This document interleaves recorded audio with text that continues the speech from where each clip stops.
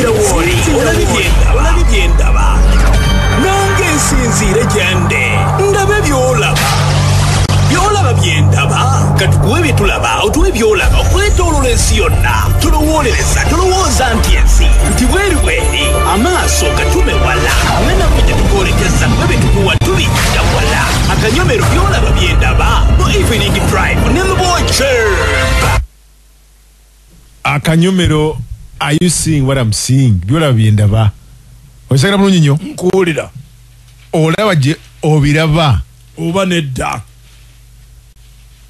Namboze unayogera. Namboze anayogera kati ba afunye mu bizibu. Katulabe. Namboze afunye mu bizibu. Lwaki tayogera ensonga ze nkulu nnyo. Ekisembayo. Mwozi oli musajja mukulu. Ate toli wa maje oli wero DU. Oli wa dembe, oli ne dembe ly'obuzaaliranwa dembe lyo. Okuvaayo ne weesimbawo ku kifo kyonna mu ggwanga nga otwaliddemu n'ekyakitaawo kyalemeddemu ekyoba president. Era ffe tetugenda kunyiiga wadde okutya okubeera mu kalulu konna nga mwami Muhoozi oba asimbiddwawo NRM ng'asaba obwa president bwaki. Tumulinze mu butuufu. Olwaleero mbadde njogeramu ne Honorable Kyagulanyi n'agamba nti yeesunga okulaba ku mazima agasaanidde ng'avuganya ne mwami Muhoozi nga Muhoozi asaba bwa president nga ne Kyagulanyi asaba bwaki. Naye ebyo ebyokulowooza nti ojja kwesiba ku kirenge kya kitaawo atoddeeyo gye weesibidde ku kirenge kya kitaawo emmanju ku boys quarter ku siteeti atotandike okutinkuula entalo ku bannayuganda n'okkuba olwogolo ekyo tetujja kukikkiriza Muhoozi. Sembayo nga ntegeeza bannayuganda nti akalulu ko tekaliyo kali folosi. Byolaba byenkola ki? Byendaba. Kati kankuletere General Muhoozi, General Museveni. Leero. Now, when he came back, you know, people have been saying Muhoozi. But when he came back, he added value to the army. Because he was in the army for passion, for patriotism, not for career that is looking, because that's where the African armies have problems. Some people join the army in Africa because they are looking for jobs. Sirina mulimu kangende maje. That's very dangerous. That type of soldier. Others looking for money. Now Muhoozi was not looking for any of those. He was looking just for the patriotism and excellence. Mwoyo gwa ggwanga. Nokola obulungi ogwajje nga erisinga. Yali tanoonyayo ssente oba mulimu. Yagenda mu majerwa mwoyo gwa ggwanga. To thank God, actually. This is the main point.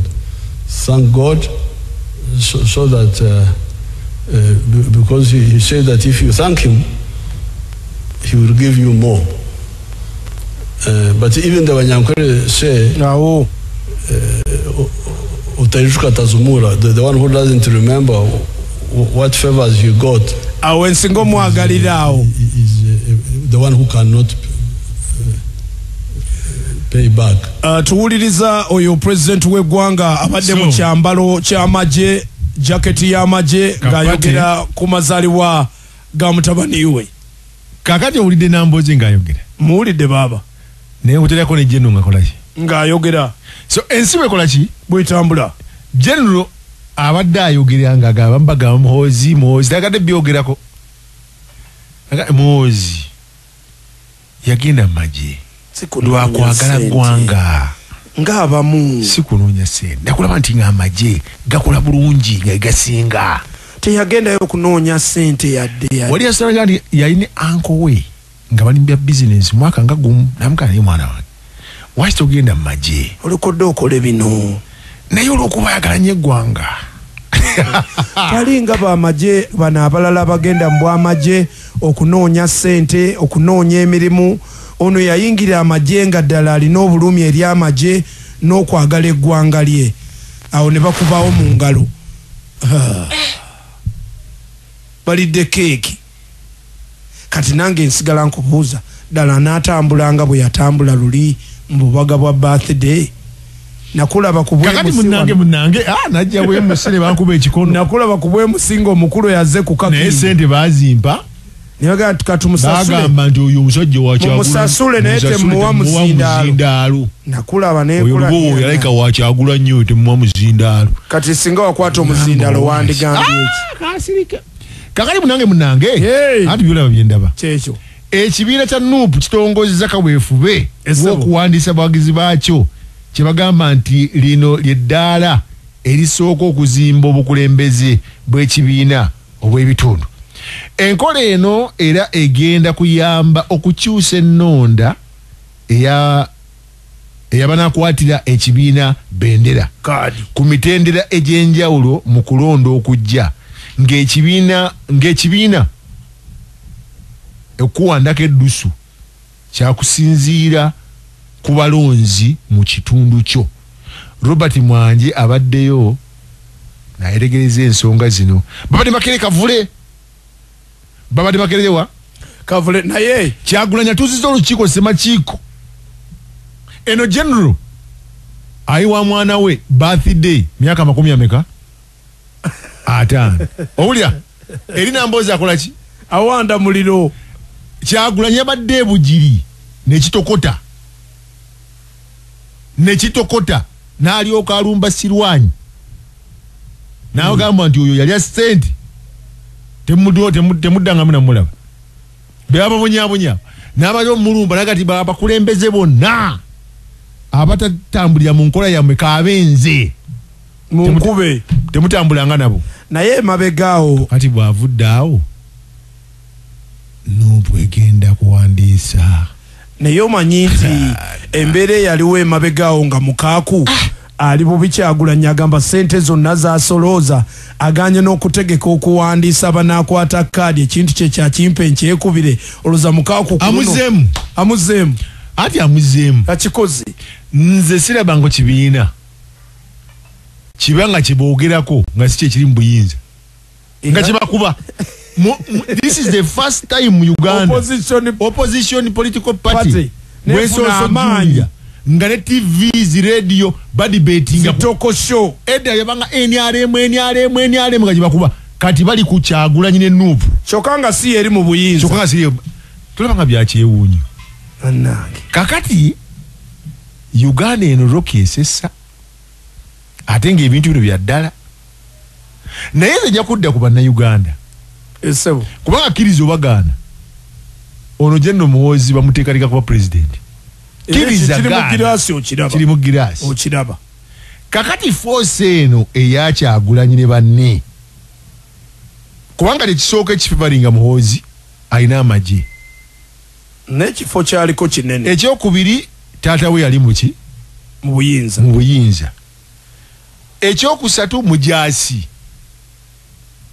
ate high ranking officer era abatandiza bisaza nti neyagundi bano bagundi bayinza okuba babi bonna era mune structure bamuteddewo structure yeryawo naawe bagundi bano bonna nga yabasolooza ddi kakali Kyagulanyi kye yakoze nagati Abaganda n'Abasoga n'ebitundu ebimu mu Bugisu naffe tukwatire bawa nnyo Kyagulanyi akalulu kankomewo mbaze okuse kekino kyaliko ekyo kuyita mokango gati tugenda kiwandiisa buli omu kiwandiisa naye kyennalabye ebugiri muganda wange kikyali waggulu vibe ekyali waggulu nze kankuwulire omunyiivu aba munyiivu oba ani azze awo omunyiivu asigala muki munyiivu naye nga nze Abasoga kyembamanyiiko basirika naye gwe okimanyi tribe esinga obugezi mu Uganda muno basirika ne babanga abataliiwo babeeranga abataliiwo ne mukola ebintu babalaba boddamu obawulira nga batandise okweyogeza mbu baba ekimala kimala leero tubuuse ng'omanya naye gwe okimanyi nti basirise balinyanga batabiriiko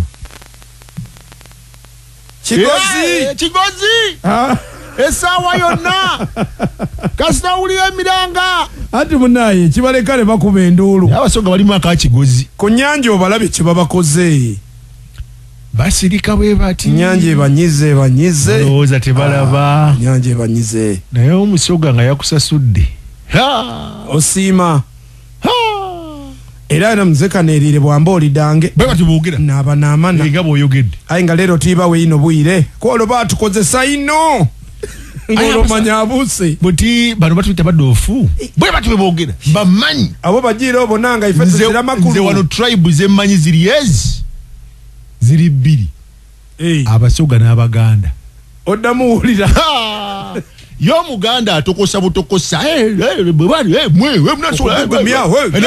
ekyo tekikole n'alyoka anoonya omusoga n'amugamba sooka ojje ggo bitegeera wano bibala nawe oddamu tenwa kabiri bayize akuluno lero be baba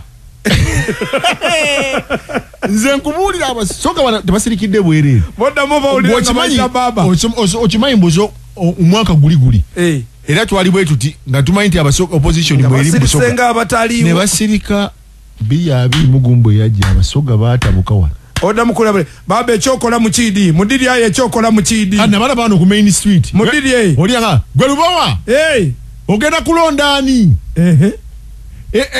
kucha president tumanyi kati nga bategeeza kati ate ku kyomubaka awo nawo ne bagamba bamanyi kati omu nasinzega n'ekyomubaka tumanyi konze owayi kagende nolindire ku main street ngenkuba etonnya naye mu layini awo ebigambo ebyali mu layini awo nakakasiza abasoga bawana baba lerezera ekyokola mukidi omukidi oidinga wano tuli mu bambega oidinga tuli mu bambega ekyokola mukidi programu yo evening drive lyanda kulyanda mwovulira amawulire sawa